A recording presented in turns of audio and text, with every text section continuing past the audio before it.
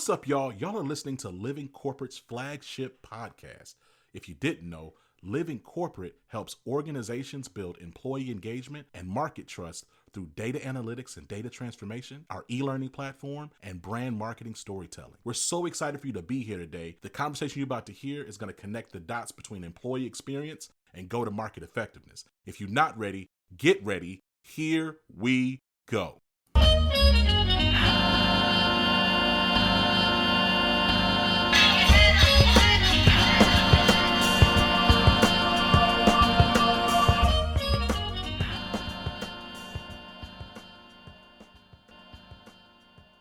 Joshua Johnson, executive, speaker, entrepreneur, son. How's it going, man? Everything's well. How are you? I'm doing well, brother. Look, it's a pleasure to have you here. You know, it's interesting. I think about all the guests that we've had on Living Corporate. I think about, senior executives, activists, elected officials, different types of entrepreneurs and educators. But I don't know if Living Corporate has had, and frankly, personally, if I've had the pleasure of interviewing somebody who is like in partnership with their father in a hyper rare space for Black professionals. Talk to me a little bit about about Continuum and the work that you're doing, and just level set for the audience. Like, what is Continuum? Sure. Space Continuum is a commercial interior design firm.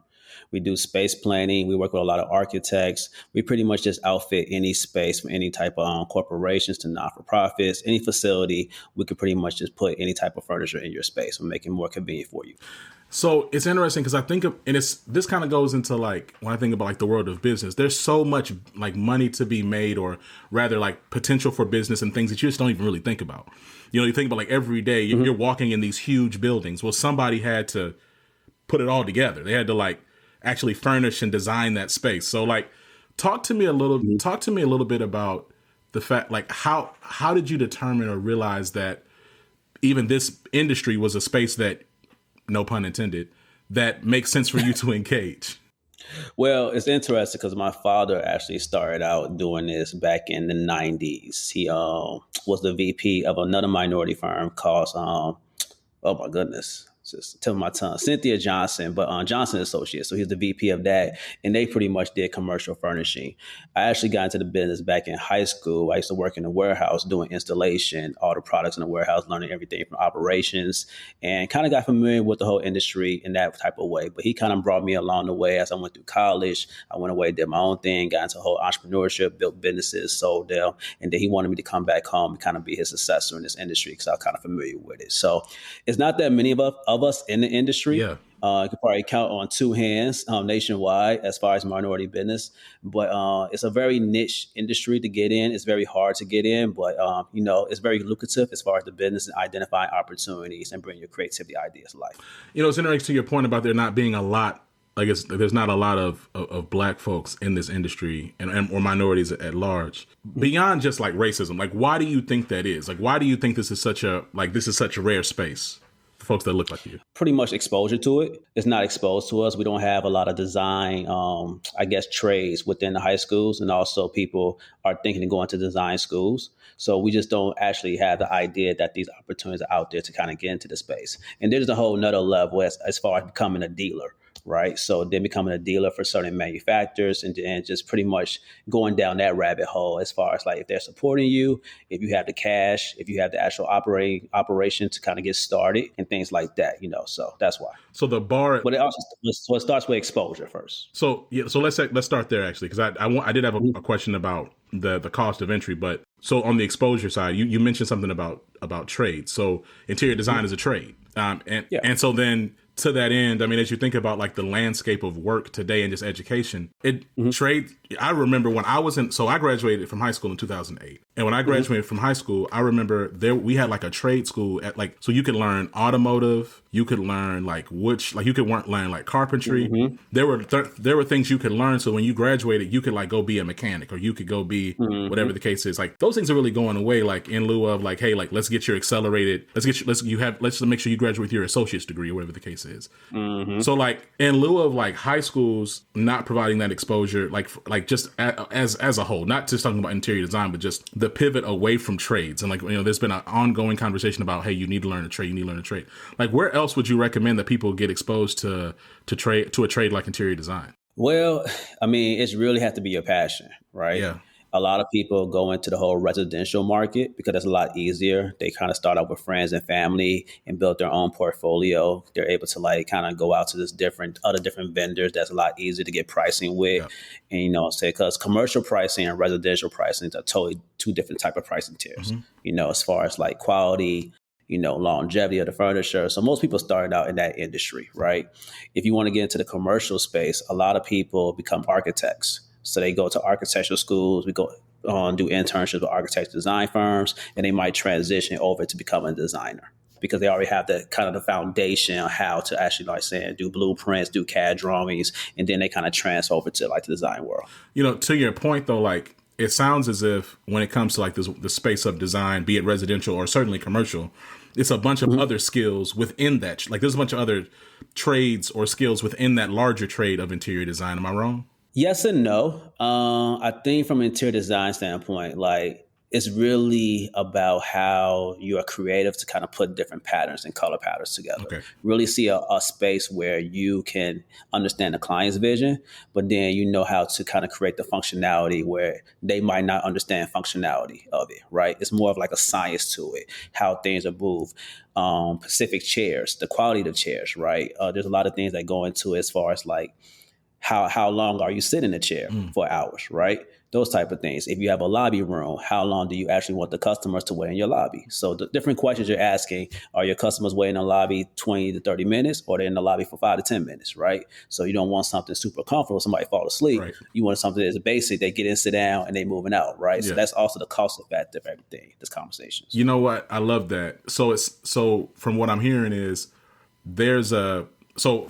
you're having to be thoughtful and considerate of the type of customer or client experience that your clients are looking to deliver. But then also to your point, it's not just about customer experience. It's also about thinking about employee experience, because if you're doing 100%. Right. So it's like, I just love that example of, okay, hey, what kind of chairs do we want to have in the waiting room, in the lobby? What kind of desks, what kind of desks do we want to have in our shared working space? What kind of, what do all these things look like based on the type of experience you're trying to deliver on both sides of the desk? That's pretty dope. Go ahead. To back support in the chairs. I mean, there's so many different features and functions that these chairs have. They pretty much can be like, they could be well equipped that NASA has the most, type of technology in these chairs, right? To the certain extent that they go through, even the material and the durability of the chair, dropping certain things on the chair that it lasts. You could like indestructible chairs, right? Nothing's indestructible, but they constantly showcase that it could be, right? Just kind of displaying different showcases. But, a lot of technology just goes into different types of furnitures and functionalities. Even from the desk standpoint, you have the whole sit to stand thing where people don't want to sit all day. Now they can stand up day. Yeah. To kind of increase more blood flow, circulation through the body, or just exercising, So there's so many different things to talk to the employees about what they want. And of course, some employees, they want what they want, but they don't use, right? So they have to find a balance. Okay, what makes sense and what you guys really don't actually not going to use. And it sounds like to your point also about like, again, it's like you're thinking about the end-to-end experience in terms of also, like you just mentioned, blood flow. So like their wellness, right? Like how they're actually feeling, because of course, if your employees or your customers aren't in their most like ideal state from a physical perspective, you're not probably going to get the outcomes you're looking for. It's interesting. You talked also about like technology. And I want to get there, but first I want to go back to something you said about your father, right? So, your father, you said he brought you along into this after you kind of did your own thing. Talk to me about like coming up, right? Growing up with your father, did you anticipate or envision that y'all would be working together? I had it always in the back of my mind that would probably eventually happen, just based on him sharing his vision and kind of seeing what he truly wanted at the end of the day and what he was building. Of course, I had another idea in my mind, but when you start thinking about legacy and just the family or the family dynamic of small businesses and growing to be larger, you don't see that a lot these days.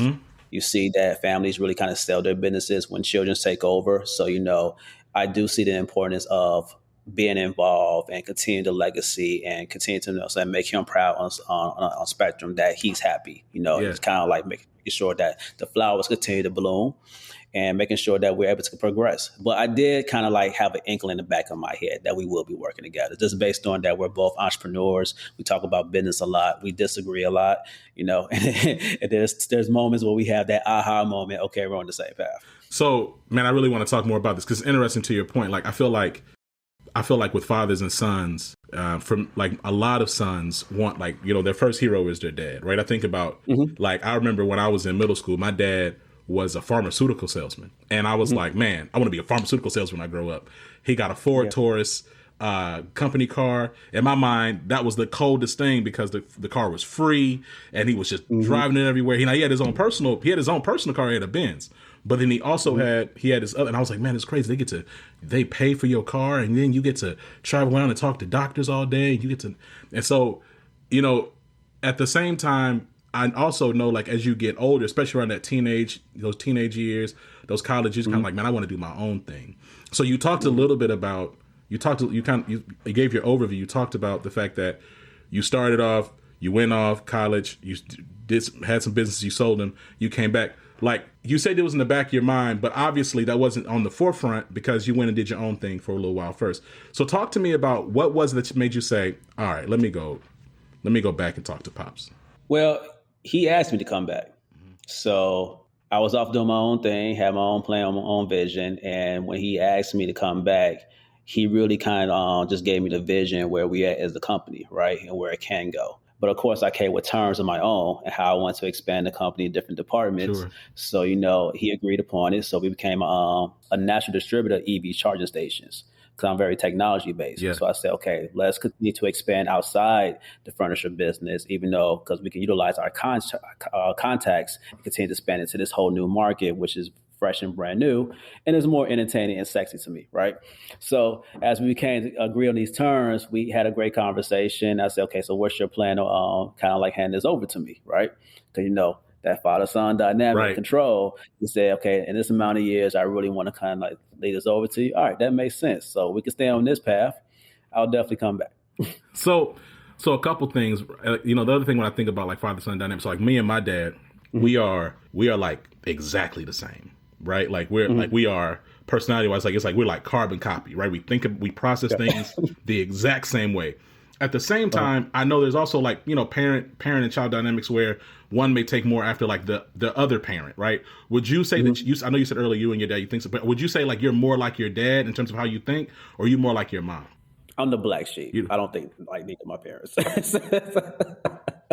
I am the black sheep. I will say this. We will agree on strategy at times. I believe communication is key in being open and very transparent. And then you have to deal with the bias of being jaded because my father's been through so much.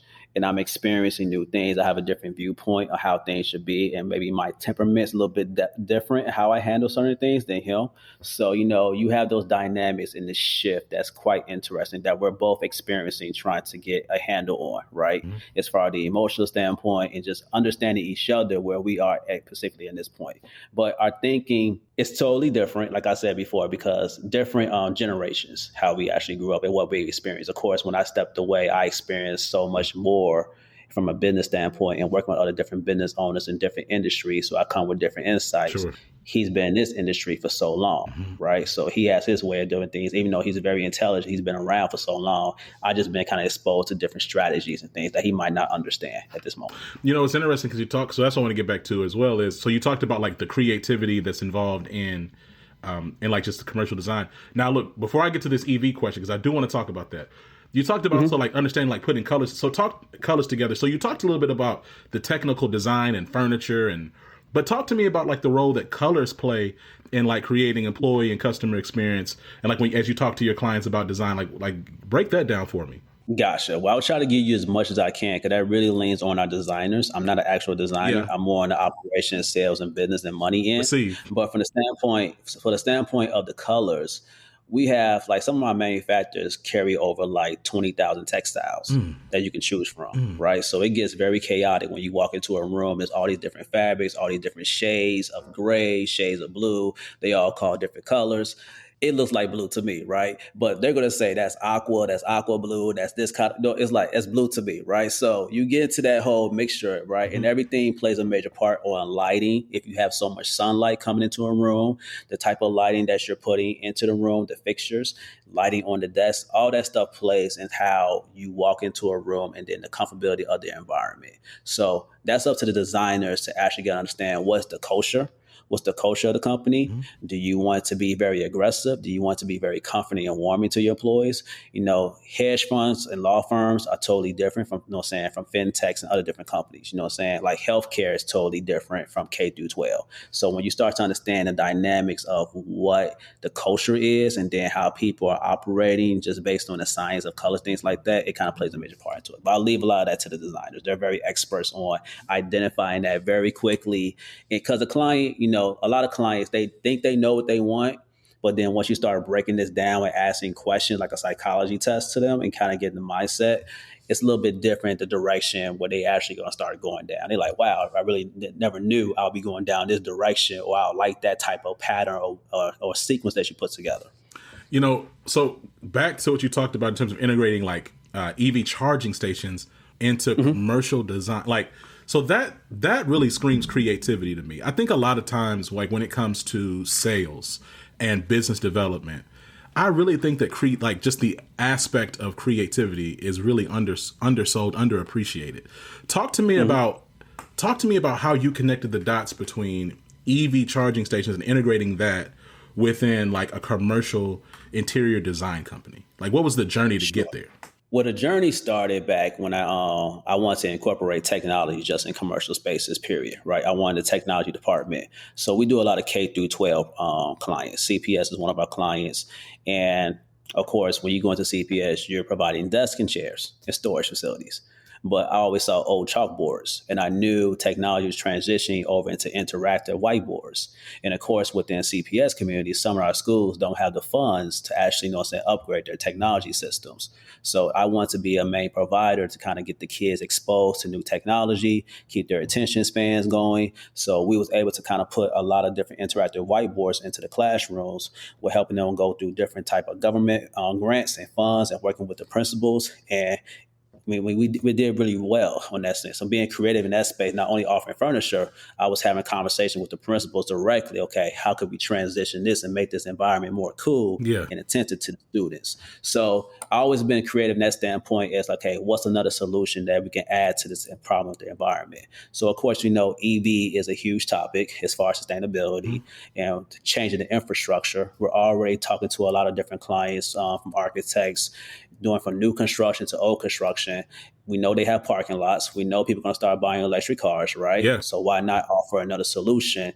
Because we're already having these conversations of what your environment looks like. So let's take that environment outside. What's your parking lot looks like? Can we have the opportunity to solve that solution? Solve that problem. So shout out to your dad, because it's interesting to your point about like your dad, he started his business in the 90s, coming from a different starting point. Different and still yet equal zone of genius, engaging in church. So what did it look like to have that discussion with him and get him on board with this technology integration? Well, it takes my father some time to come on board.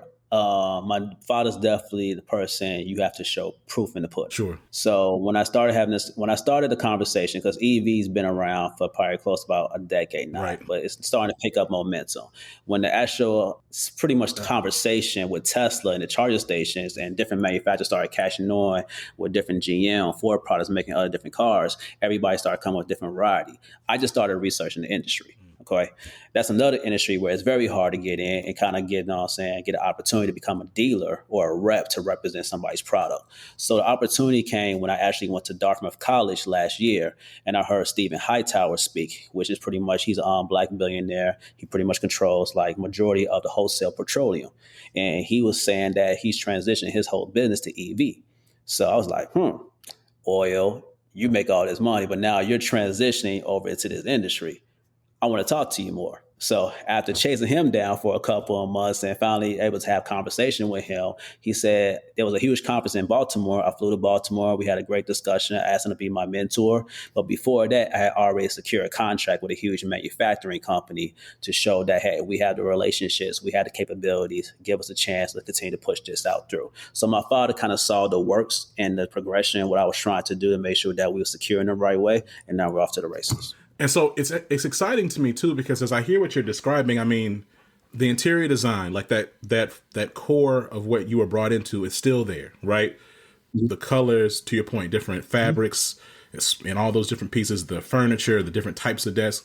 I also hear the point of differentiation when it comes to like just technology implementation, not just with EV stations, but just with like you're interrogating a room and saying, okay, this is, y'all still got what's some things they used to bring up when we was transparencies over here. Maybe we could try, you're looking at it a little bit more holistically from like an experience perspective.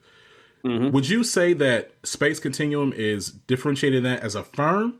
Like, would you say that okay, because I would say that I don't, when I think about interior design, I don't know. And again, I'm also being educated in real time, which like right now with the rest of this audience, but Joshua, like, I don't know if I would have considered like hardware, right, as a part of interior redesign. So when you have discussions, so when you're like in terms of like technology hardware, so like when you're having conversations with clients, and obviously again, like to your point, it's a really niche space. It's there aren't a lot of folks that look like you in this space. Mm-hmm. What does it look like when you're pitching and trying to close business, just and working against competition? Like what do those conversations typically look like? Well, the conversation is like any sales process. We have a sales cycle, probably about 3 to 6 months. I'm talking to a client, building that relationship, because we have credibility with so many larger clients that can actually go back and look at our portfolio. And because we also represent some of the biggest manufacturing, so we have their support as well. The conversations is all about, okay, pretty much what do you want to do? Do you have the budget in particular what you're trying to do, or do we need to skew down to maybe a different type of manufacturer that fits their budget, right? So the conversations of closing, it's not that hard. It's just pretty much just kind of just get to the nitty gritty about what we're trying to do based on our credibility. In the beginning, again, there's so many different ways that you can secure contracts, of course, through bids, using your MBE status, DBE status. So if you win a bid, that's a lot easier, you know what I'm saying? Because you're just pretty much speccing everything out to the bid. Mm-hmm. You'll win a contract. So you can build your portfolio up that way as well. But if we're going through the private sector, just individual clients, it's all about just pitching, okay, here's what we can do. Do you like it or not? You know what I'm saying? Take them to the showroom, give them different options. Do you like it? Where are we going with it? And it sounds like even the way your tone is, it reminds me of other conversations I've had with sales executives where it's like, hey, it's not personal. Just is we or not, right? So talk to me a little bit about the relationship management part, though, because to your point, you had to start somewhere. You had to get that initial relationship and then leverage that to show, hey, here's what we're doing and here's how we can make this happen for you. Mm-hmm. Did it ever feel like you were like kind of stacking a house of cards? Like, did it feel a little delicate in terms of kind of getting it set up and started? Oh, 100%. I mean, it's still delicate. It's still delicate with customers because the customers they're not just customers, they're family. When you have to continue to be in contact with your customers and have conversations about, hey, how's things looking 3 to 6 months from now? Are you still satisfied? Are you not happy? Right? Because things can be changed, if you're having those conversations, and of course you have different sales calls where, hey, a chair cylinder might not be working. So you're heading out to kind of change the cylinder, have service calls, things like that. So you're really building a long-term conversation with your customers and relationship with them. So our designers, our sales reps are super attentive. They're constantly, reaching out. We do sometimes Christmas parties, holiday parties, or we might take you to a game just to show appreciation, those type of things. But it's really a relationship-based type of industry when you continue to build up and just kind of get an understanding with different people what they want. I would imagine because you're building, it's intimate, even though it's corporate interior design or commercial interior design, it's still human beings interacting in a space. Yeah. So like 100%. So this idea of kind of just set it and forget it, I feel like that's probably not going to really be sustainable over time. Like, no, it's not sustainable over time.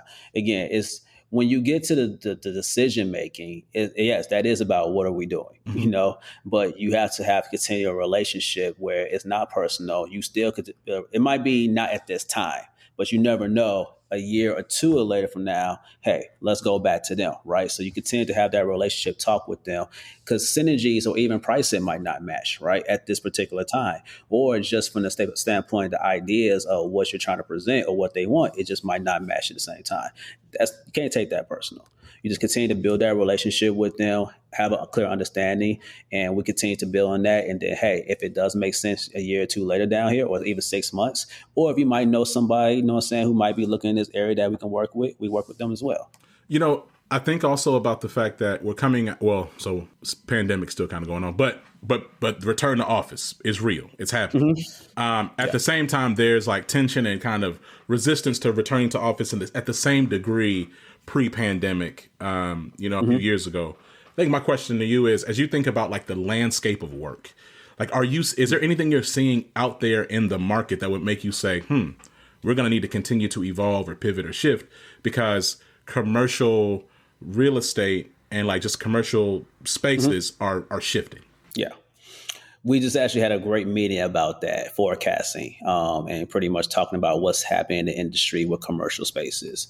And pretty much are corporations or just companies pivoting their whole, and that the question is yes, right? People are scaling back on office spaces a lot, right? They're trying to create a more hybrid situation. Some people can kind of work remote. And yes, and some companies are saying you need to be in the office 5 days a week, right?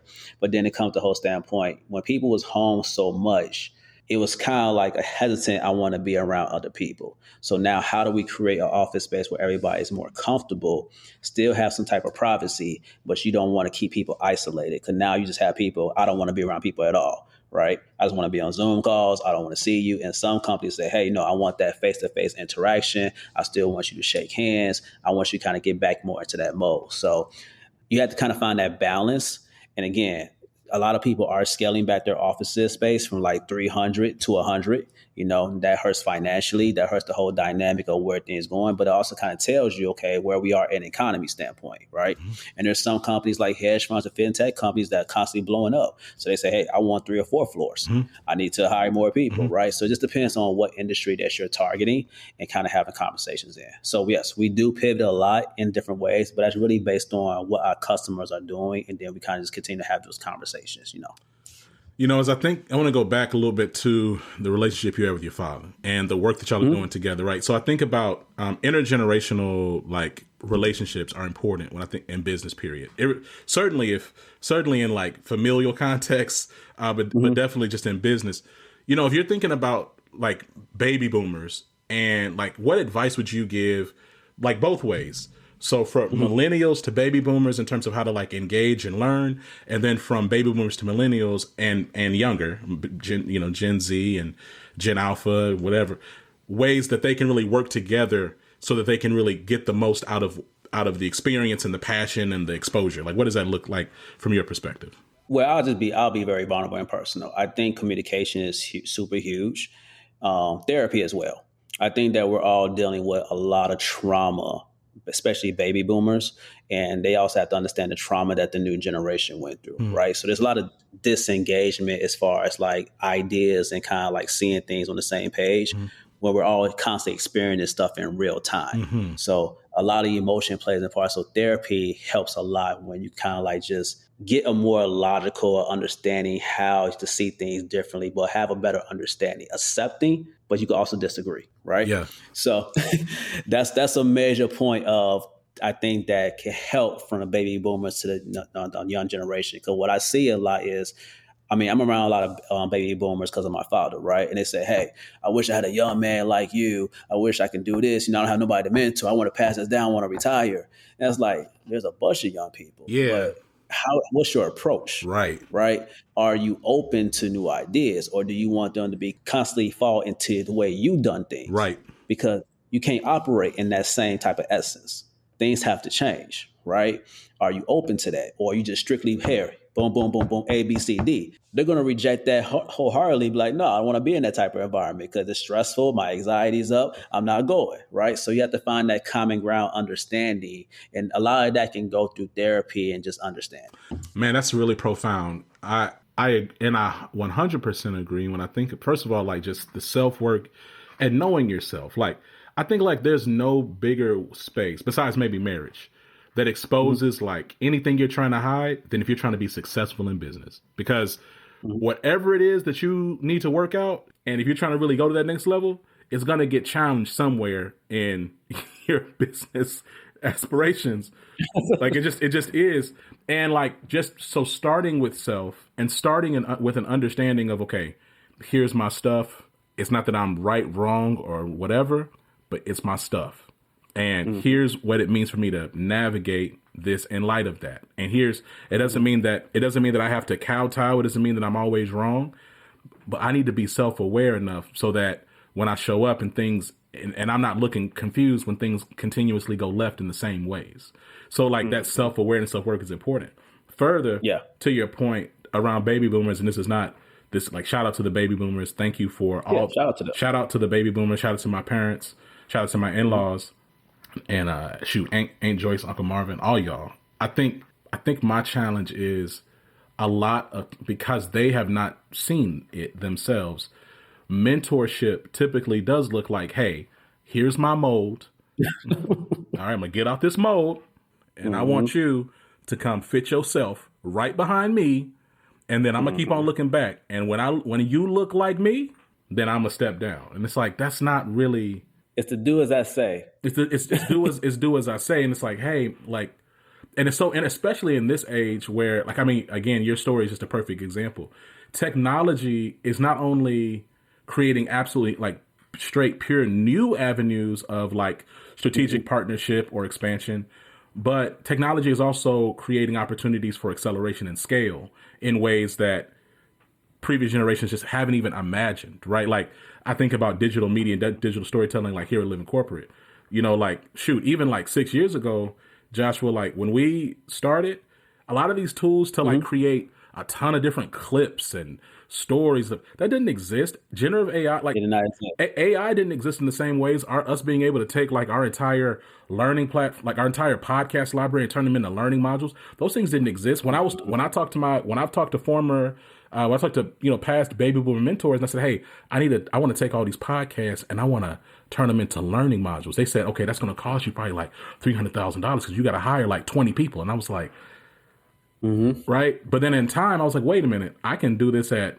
a fraction of the cost if we build our own AI model that we can. So, but like that, but even having those conversations, right. And like getting folks to understand, that's why I just think, just shout out to your dad, because if it was me, right, I could easily see, like, just empathize. And I could easily see myself, if I had a commercial interior design company and my son came up to me and said, let's integrate EV spaces and let's integrate all this other tech, how we can like, let's fold it into how we're doing chairs and desks and tables and blah, blah, blah. I would look at you like you're crazy. Like, I mean, he did. I mean, he did. I mean, shout out to my father. So eventually, again, I had to show him. And shout out to my barber, because it was. I was bumping heads with him with the EV, and my barber. I mean, he's like my therapist as well. Shout out to barbers. He's like he cuts my father's hair. Cut my father's hair as well. He was like, hey, you just need to kind of like do it and show him the money. Man, let me tell you something, man. Barbers, real talk. Like, it's just so funny, and it's become kind of cliche. You see the politicians or whoever in the barbershop or whatever, but really, oftentimes, to your point about therapy, barbers do be the closest things to therapists a lot of us have. And so the fact that very true. I'm blessed to have a good barber and a therapist. But man, salute to your barber for holding it down. I had my barber since I was 15 years old. He's been cutting me in my father's hair since. See, that's like a cousin, brother, uncle type relationship at that point. You know what I'm saying? Listen, Josh, we could talk all day, man. But I told you I'd get you out of here in time. Space Continuum. Look, what are you excited about? You think about the next, year and a half. What are you most excited about, and where can people learn more about you? Well, they can go to our website, spacecontinuum.com. And basically, I'm excited about what we're doing with the government. We're starting to do a lot more business with the Pentagon, federal contracts, and the EV space. I'm excited about creating new infrastructure within our communities. We're creating a workforce development, and we're also doing revenue share within our communities that a lot of competitors are not doing. So my whole goal is to create a strong ecosystem, not just drop charging stations within our communities, but actually train the people, the kids, people opportunity, get them exposed so they have job placements, and they'll be the ones to maintain these charging stations within the community. So create a very strong ecosystem, you know what I'm saying, where we're functioning properly for the future. I love it. Like Joshua, man, it's been a pleasure. I'm so glad we were able to connect. Look, you're a friend of the show. Come back anytime. Living Corporate. It was definitely a pleasure having me. Hey, man, listen, it's I appreciate you being here. Now, look, Living Corporate, we're really kind of more like a virtual organization. But if I'm ever in the space where I need to figure out, you know what I'm saying, I'm gonna hit you up. All right. I want you to come see the showroom. Come hang out, man. We'll have some cigars, get on the balcony. You know what I'm saying? All that stuff. Show you around. Don't threaten me with a good time, brother. We'll talk soon. All right, take care, man. Peace. Living Corporate is a podcast by Living Corporate LLC. Our logo was designed by David Dawkins. Our theme music was produced by Ken Brown. Additional music production by Antoine Franklin for Musical Elevation. Post-production is handled by Jeremy Jackson. Got a topic suggestion? Email us at livingcorporatepodcast@gmail.com. You can find us online on Twitter, Facebook, Instagram, and living-corporate.com. Thanks for listening. Stay tuned.